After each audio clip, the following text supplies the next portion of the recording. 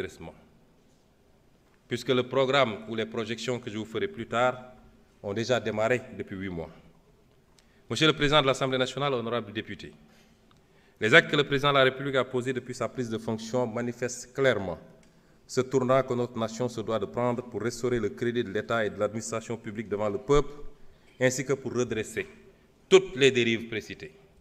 En effet, dès sa prise de fonction, il a chargé le gouvernement de mettre en place un plan d'action d'urgence dans l'attente de l'adoption du nouveau référentiel des politiques économiques et sociales. Dans ce cadre, le gouvernement a enregistré d'importantes réalisations au cours de ces 8 derniers mois qui ont balisé le chemin à la vision d'un Sénégal souverain, juste et prospère, ancré dans les valeurs fortes. Nous nous sommes tout d'abord attaqués à la mère des batailles, à savoir l'établissement de la situation de référence des finances publiques, de l'état des lieux des contrats au niveau des secteurs stratégiques et la reddition des comptes. Bref, un Sénégal juste puisque transparent et au meilleur standard de la bonne gouvernance. À cet égard, nous ne pouvions pas nous imaginer un seul instant que le mal était si profond. L'audit des finances publiques sur la période du 1er mars 2019 au 31 mars 2024 est à ce point particulièrement révélateur des dérives du précédent régime, avec notamment les niveaux du déficit budgétaire et de la dette publique minorés. Cette situation a eu notamment comme conséquence la suspension des financements attendus en 2024 du Fonds monétaire international et de la Banque mondiale et le gel du programme économique et financier appuyé par le FMI. C'est le lieu, une fois de plus, de rendre hommage au président de la République qui a préféré sacrifier à cet exercice de transparence plutôt que de démarrer son magistère dans le mensonge. Il nous est également apparu indispensable, dans l'environnement laxiste ayant prévalu durant le dernier régime, de procéder à la revue de tous les contrats signés dans les secteurs stratégiques, en vue de nous assurer de leur conformité à notre législation. Maximiser les retombées économiques et sociales pour notre pays et préserver les ressources pour les générations futures. Outre ces travaux, l'exigence de reddition des comptes a été étendue aux nombreux chantiers payés non achevés, les hôpitaux, les écoles et universités en construction, les maisons de la jeunesse, et j'en passe, aux soupçons de corruption, de surfacturation et de détournement de fonds dans des projets et sociétés d'État. Toujours dans ce registre, il a été procédé à l'audit des ressources humaines, trouvées sur place par les différents ministres à leur prise de fonction pour traquer tous les recrutements indus sous la forme de personnel contractuel.